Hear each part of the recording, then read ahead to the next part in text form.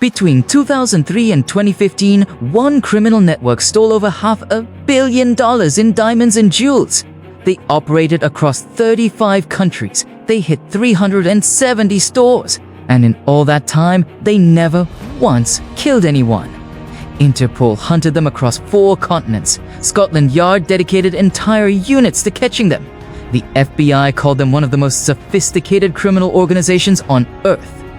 Most people have never heard of them. They called themselves the Pink Panthers.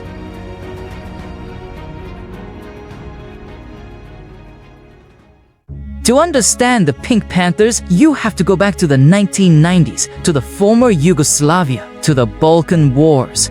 As the Soviet Union collapsed and Yugoslavia fractured into civil war, a generation of young men came of age in a world with no rules. Economic sanctions, black markets, military training from childhood. Many of the Pink Panthers' core members were veterans of the Serbian Special Forces, men trained in precision, surveillance, and executing plans under pressure. Men who knew how to work as a unit. Men who were not afraid. When the wars ended, these men had highly developed skills and nowhere to use them. So they went shopping in the most exclusive stores in the world.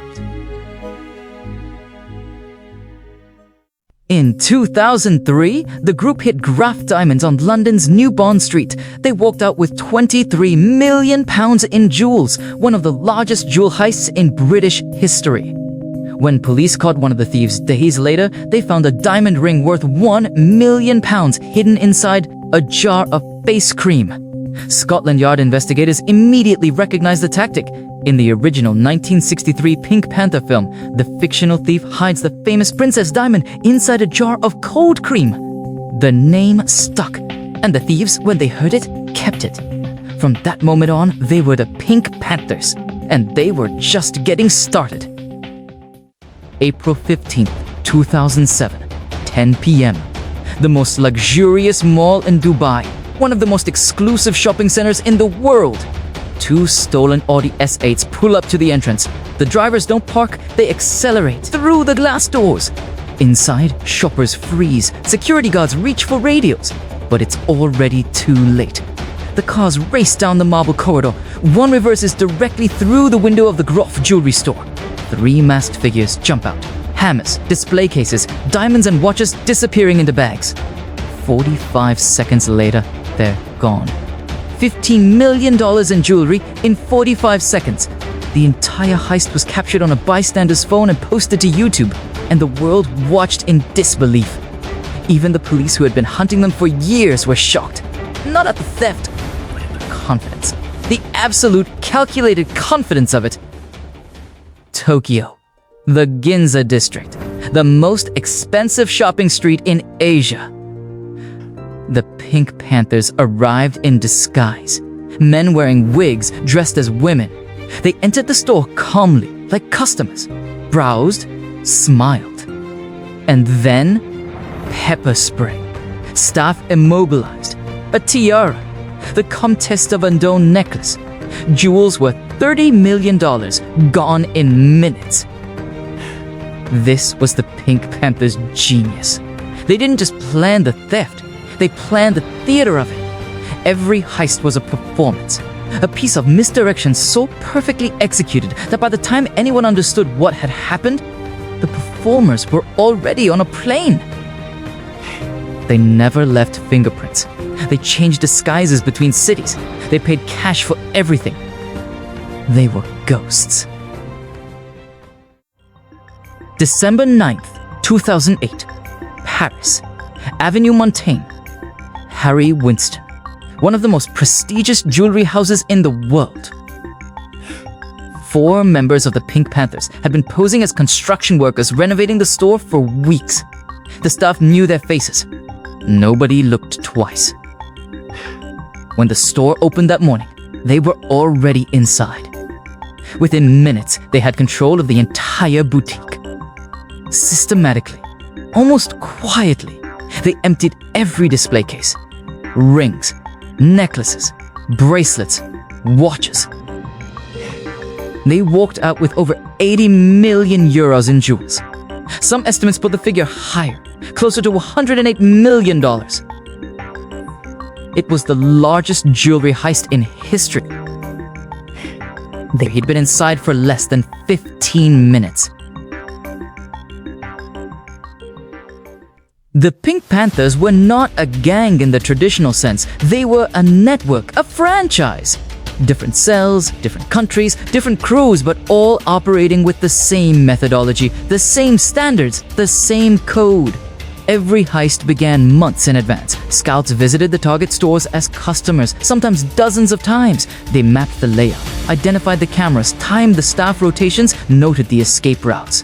The stolen diamonds never stayed in one place. They were immediately broken up and dispersed across multiple countries, often recut to change their appearance before being sold on through networks in Eastern Europe and Asia.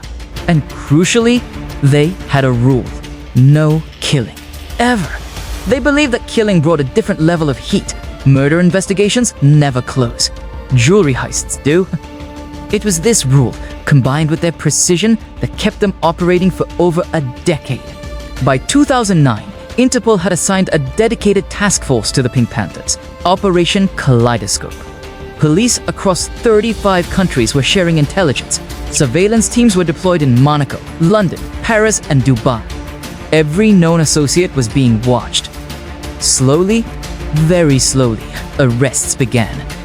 Members were caught in Monaco, in Spain, in Switzerland. Some were sentenced to 15 years.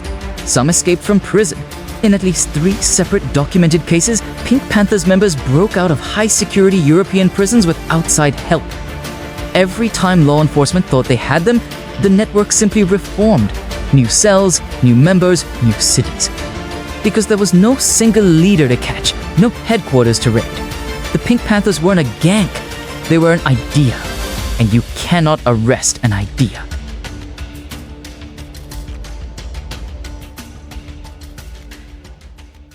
Not every escape was by car. In St. Tropez, after stealing $3 million in jewelry, the Pink Panthers ran not to a getaway car, but to the harbor. A speedboat was waiting with its engine running. By the time police reached the waterfront, the boat was already a speck of white on the dark Mediterranean. Monaco, Biarritz, Copenhagen, Geneva. Each city brought a different escape method, a different disguise, a different crew. Before robbing a store in Biarritz, they painted a nearby bench fresh to stop anyone sitting down and watching them.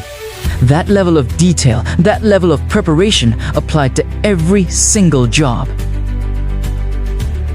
Today, the Pink Panthers are believed to still exist, though at a reduced capacity. Key members have been arrested. Others have disappeared into anonymity. A few were thought to still be active. Interpol has never officially closed the case. The total value of what they stole, over $500 million. The total value recovered by police, a fraction of that. The diamonds were recut, resold, scattered across the world. Some of them are sitting in engagement rings right now, in cities across Europe, and nobody knows. The Pink Panthers robbed 370 stores, operated in 35 countries, lasted over a decade, and never once killed anyone. In the criminal world, that's not just a record, that's a philosophy. The greatest heist crew in history didn't rob banks, they didn't traffic drugs, they didn't build empires of violence. They walked into the most exclusive stores in the world, took what they came for, and walked out. They named themselves after a bumbling fictional detective, and then proceeded to make every real detective in the world look exactly that way. The Pink Panthers. And somewhere out there, they might still be shopping.